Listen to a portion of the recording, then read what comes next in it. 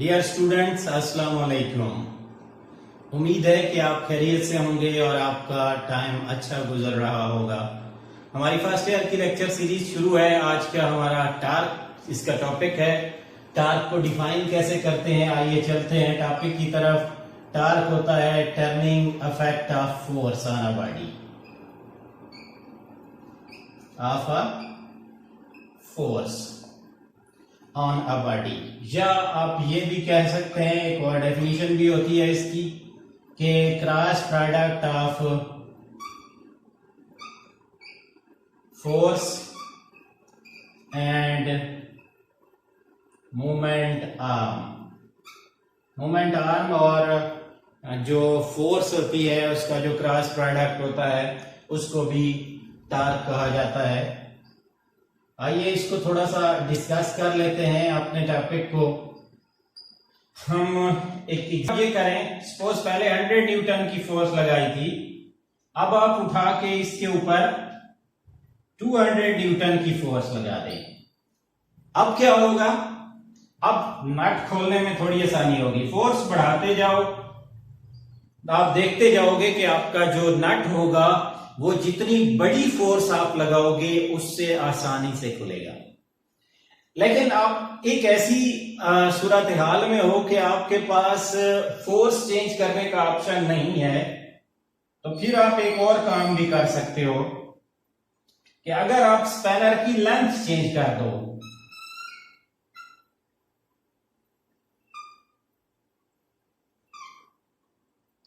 नया स्पैनर लगा दिया और इसकी लेंथ चेंज कर दी, अब जब इस पे फोर्स लगाओगे तो क्या होगा? ये जो यहां पे आपका नट होगा ये टाइटन करने में, ये नट टाइट होने में और लूज होने में आपको इतना ज्यादा फोर्स आपसे डिमांड नहीं करेगा जितना कि पहले केस में कर रहा था। इसका मतलब ये हुआ कि यहां दो चीजों का किरदार आ रहा है, एक लेंथ ऑफ स्पैनर का आ रहा है और दूसरा आपके पास फोर्स का आ रहा है। इससे ये क्लियर पता चलता है कि आपका जो टार्क होता है वो आपका लेंथ पे और फोर्स पे डिपेंड करता है। किन फैक्टर्स पे डिपेंड करता है? इस स्पैनर के केस में इस स्पैनर की लेंथ पे डिपेंड करता है और इसकी फोर्स पे डिपेंड करता है। जितनी फोर्स आप लगा रहे होते हैं उस पे ये डिपेंड कर रहा होता है। लेकिन हर इसमें जो लेंथ है वो लेंथ, इस लेंथ को एज अ मूवमेंट आर्म लिया जाता है और एफ तो सिंपल फोर्स है। अब मूवमेंट आर्म क्या होता है? मूवमेंट आर्म होता है एक्सिस ऑफ रोटेशन और ये line of action of force कहलाती है। इसके बीच में जो फासला परपेंडिकुलर डिस्टेंस होता है, यानी लाइन ऑफ एक्शन के परपेंडिकुलर डिस्टेंस होता है जो इस पॉइंट से इस पॉइंट तक, इसको कहा जाता है मूवमेंट आर्म। मूवमेंट आर्म कहते हैं इसको। और ये आपके पास इस पे टार्क जो है वो डिपेंड कर रहा होता है। तो इसका मतलब ये हुआ कि सिंपल बॉडीज जिनकी सिर्फ लेंथ होती है, ज्यादातर उनके लिए जब आपको टार्क निकालना होता है सिंपल केसेस में, तो आप उसकी लेंथ और फोर्स का प्रोडक्ट ले लोगे तो वो आपके पास टार्क इजीली आ जाएगा, कितना टार्क है और क्या इसकी वैल्यू है। लेकिन एक केस ऐसा भी आता है जो कुछ बॉडीज ऐसे भी होते हैं, जैसा कि सपोज एक रिजिड बॉडी टाइप है और उस पे आप, ये उसका एक्सिस ऑफ रोटेशन है और आप यहां फोर्स लगा रहे हो, ये आर फासला है, एक्सिस ऑफ रोटेशन से उसका रेडियस आर है और आप फोर्स यहां लगा रहे हो किस पॉइंट पर? पी पर, यानी ओ से पी तक आर है और आप पी पॉइंट पर फोर्स लगा रहे हो, तो फोर्स यहां एंगल कोई ना कोई बना रही होगी थीटा। अब यहां पर जो फोर्स टार्क फाइंड होगा इसके लिए वो फोर्स को रिजॉल्व करके होगा। जरा गौर से देखें, फोर्स को अगर मैं रिजॉल्व करूं, अगर फोर्स ये वही एफ हो तो ये उसका एफ साइन थीटा कहलाएगा और एक एफ cos थीटा करेगा। जरा गौर करें, अगर मैं इसको यूं खींचूं, आगे पीछे खींचूं, तो क्या ये सर्कुलर ऑब्जेक्ट रोटेट करेगा? आप सादा अल्फाज में यूं देख लें कि मैं इसको खींच रहा हूं इधर, तो क्या ये रोटेट करेगा? नहीं रोटेट करेगा। इसका मतलब ये हुआ कि एफ cos थीटा जो है उसका टार्क पैदा करने में कोई किरदार नहीं है। फिर इसकी वजह से टार्क, ये जरा देख ले, इस पे फोर्स अगर यूं लगाएं तो यकीनन ये रोटेशन पैदा कर रहा है। इसका मतलब ये हुआ कि एफ साइन थीटा जो है ये टार्क के अंदर किरदार अदा कर रहा है। इसका मतलब ये हुआ कि टा जो होगा वो r into F sine theta होगा। एक चीज, चूंकि ये टार्क वेक्टर होता है, तो आप ये कर लें कि आप इसके साथ यूनिट वेक्टर साथ लिख दें। जब आप यूनिट वेक्टर लिखेंगे तो आप इसको क्रॉस प्रोडक्ट की शक्ल में भी लिख सकते हो, और ये आपका क्रॉस प्रोडक्ट है टार्क आर और एफ का।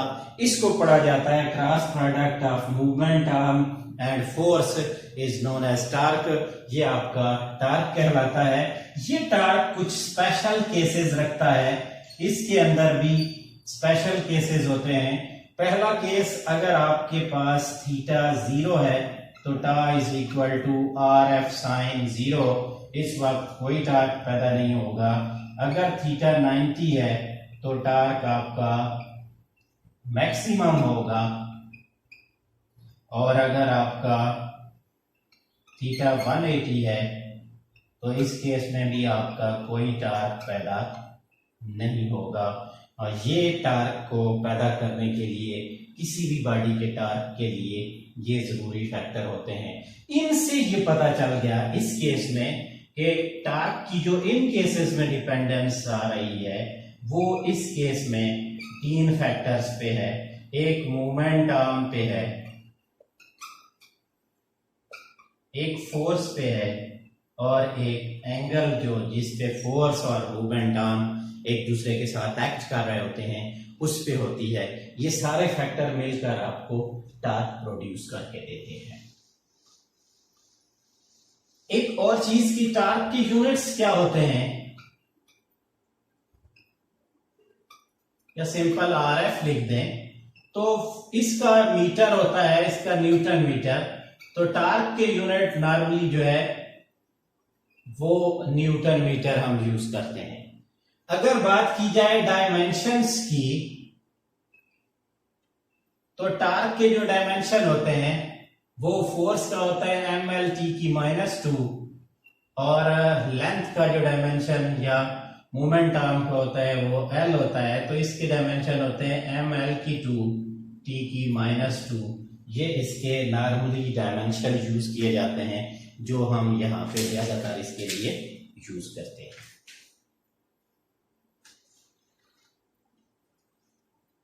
ये इसके डायमेंशन होते हैं जो यहाँ पे नॉर्मली यूज किए जाते हैं।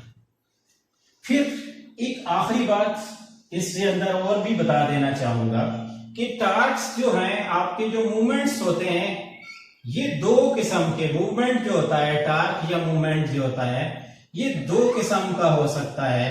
ये क्लॉकवाइज भी हो सकता है, काउंटर क्लॉकवाइज भी हो सकता है। अगर बॉडी की रोटेशन क्लॉकवाइज है, बॉडी जो घूम रहा है वो क्लॉकवाइज घूम रहा है, तो उस वक्त वो आपका क्लॉकवाइज टार्क होगा। और अगर बॉडी एंटी क्लॉकवाइज यानी घड़ी के अपोजिट डायरेक्शन में घूम रहा है तो वो आपका काउंटर क्लॉकवाइज होगा। साइन कन्वेंशन से इसको नेगेटिव लिया जाता है और इसको पॉजिटिव लिया जाता है। डायरेक्शन अगर आप चाहें तो फाइंड कर सकते हैं राइट हैंड रूल से। आर, ये थोड़ा सा अगर आप देखें, ये अगर आर हो और ये एफ हो तो आर को एफ की डायरेक्शन में रोटेट करवाते हैं, उंगलियों को आर से एफ की डायरेक्शन में रखते हैं, तो आपका जो अंगूठा होता है वो आपको टार्क की हमेशा डायरेक्शन देता है। तो समरी हमारे पास ये हुई कि कोई भी फोर्स जब किसी बॉडी को रोटेट करवाती है तो वो उसका टार्क कहलाता है। टॉर्क 2 से 3 फैक्टर्स पे डिपेंड करता है। एक उसका जो मूवमेंट आर्म होता है, दूसरा उसकी जो फोर्स होती है, और समटाइम्स ये एंगल पे भी डिपेंड करता है। आई होप कि आपको बहुत सारी चीजें इसमें क्लियर हो गई होंगी। अगर आप भी कोई प्रॉब्लम है तो हम तक अपने सवाल पहुंचाइए। Thanks for